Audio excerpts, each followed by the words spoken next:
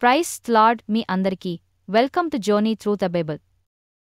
ఈరోజు మనం ఒక సూపర్ ఇంట్రెస్టింగ్ స్టోరీ చూద్దాం. దేవుడు ఎలా అన్ని వస్తువులను సృష్టించాడు అనే కథ. మీరు ఉత్సాహంగా ఉన్నారా? Let's start this amazing journey together. చాలా కాలం క్రితం ఏదీ లేకపోయినప్పుడు ఆకాశం లేదు, చెట్లు లేవు, జంతువులు లేవు, ఒకటే ఉండేది, అది దేవుడు. ఆయన తన గొప్ప ప్రేమతో అందమైన ప్రపంచాన్ని సృష్టించాలనుకున్నాడు. ఆయన ఎలా చేశాడో చూద్దాం. మొదటి రోజు దేవుడు చెప్పాడు, వెలుగు ఉండాలి. అప్పుడు ఒకసారిగా ప్రకాశవంతమైన వెలుగు వెలిగింది, చీకటిని నింపింది. దేవుడు వెలుగును రోజు అని, చీకటిని రాత్రి అని పిలిచాడు. రెండో రోజు దేవుడు ఆకాశాన్ని సృష్టించాడు.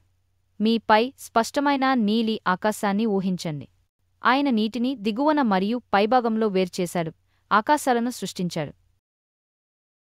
మూడో రోజు దేవుడు మళ్ళీ మాట్లాడాడు. నేల కనబడింది. పర్వతాలు, నదులు, సముద్రాలు జీవితం పొందాయి. ఆకుపచ్చ మొక్కలు, రంగురంగుల పూలు, ఎత్తైన చెట్లు భూమిని నింపాయి. అది అందమైన తోటలా ఉండేది.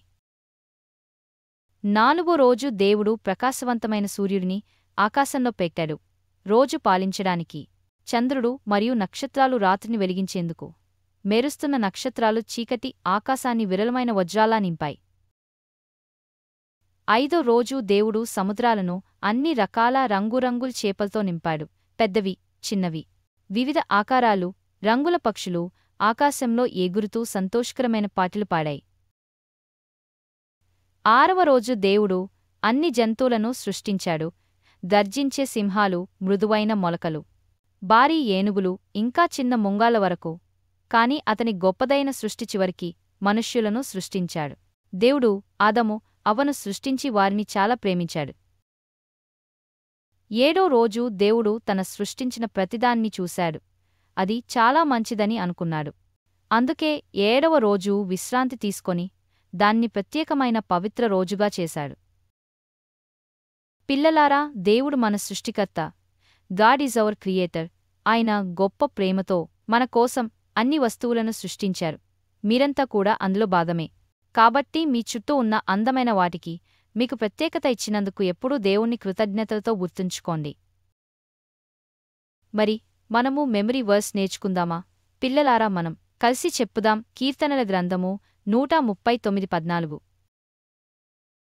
నీవు నన్ను కలుగజేసిన విధము చూడగా భయమును, ఆశ్చర్యమును నాకు పుట్టుచున్నవి. అందును బట్టి నేను నీకు కృతజ్ఞతాస్తుతులు చెల్లించు చున్నాను. మీ కార్యములు ఆశ్చర్యకరములు, ఆ సంగతి నాకు బాగుగా తెలిసినది. ప్రార్థన. ప్రియమైన ప్రభువా, ఈ అందమైన ప్రపంచాన్ని సృష్టించినందుకు, మమ్మల్ని ఎంతో ప్రేమించినందుకు ధన్యవాదాలు. మీరు మా అందరి సృష్టికర్త అని ఎప్పుడూ గుర్తుంచుకోవడానికి సహాయం చేయండి. మిమ్మల్ని ప్రేమించి మీ ఆజ్ఞను పాటించడంలో మనకు సహాయపడండి. ఈ చిన్ని ప్రార్థన యేసు క్రీస్తు నామములో అడుగుతున్నాము తండ్రి, ఆమెన్. వావ్, అది ఎంత అద్భుతమైన కథ కదా పిల్లలారా. మీరిష్టపడితే జర్నీ త్రూ ద బైబిల్ను లైక్ చేయడం, షేర్ చేయడం, సబ్స్క్రైబ్ చేయడం మర్చిపోకండి. తదుపరిసారి కలుద్దాం. ప్రభువును స్తుతించండి.